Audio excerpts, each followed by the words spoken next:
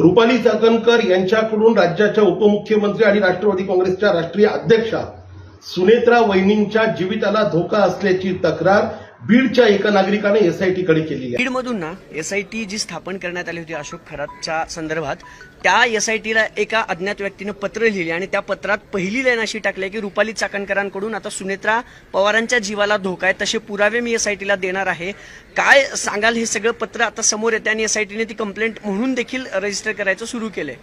मला असं वाटतं की या एसआयटी बद्दल जे काही प्रश्न आहेत ते माननीय महाराष्ट्राचे मुख्यमंत्री, जे या राज्याचे गृहमंत्री आहेत, त्यांना विचारलं तर जास्त संयुक्तिक राहील।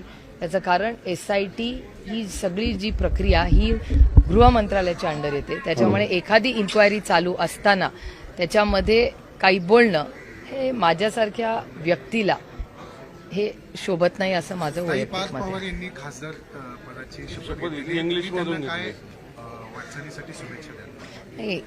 जे कोणी खासदार नवीन पुन्हा एकदा किंवा पहिल्यांदा संसदेत येत आहेत त्यांना अर्थातच सगळ्यांना मनापासून शुभेच्छा देत। आम्ही 800 जण ज्या संसदेत काम करतो ते सगळेच इक्वल असतो, म्हणजे सगळे समान असतात एकदा निवडून आल्यावर। त्याच्यामुळे अर्थातच कोणी जे येतील किंवा आलेत या बॅचमध्ये त्यांच्या सगळ्यांना आधी मनापासून शुभेच्छाच असतील।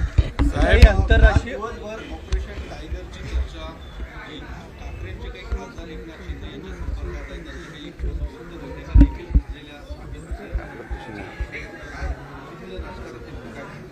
मला नाही माहिती बाबा यातलं, दोन्ही बाजूचे स्टेटमेंट्स काल आलेले आहेत। त्याच्यामुळे एकदा जर एकनाथ शिंदे साहेबांच्या सेनेकडून आलं असेल की आमच्याकडे तसं काय ऑपरेशन नाही, मग विषयच संपला ना, मग त्याच्यात आणि वेगळं काय बोलायचं। पण ताई, आता सगळं गरज काय म्हणत असल्या ऑपरेशनची, कशासाठी हे सगळं होतं? आता ह्या प्रश्नाची सगळी उत्तरं तुम्हाला त्यांना विचारायला लागेल ना, आता मी कसं त्याचं उत्तर देणार? पक्षात फोडण्याचा पुन्हा प्रयत्न होतो, उद्या तुमच्याकडे तो प्रयत्न होऊ शकतो। नाही, करायला झालं तर काय येऊ शकतं, आणि आपल्या एजन्सीज तर आहेतच ना। आपलं आईस तर चालूच आहे, आईस काय थांबलेला नाही, उन्हाळा वाढलाय।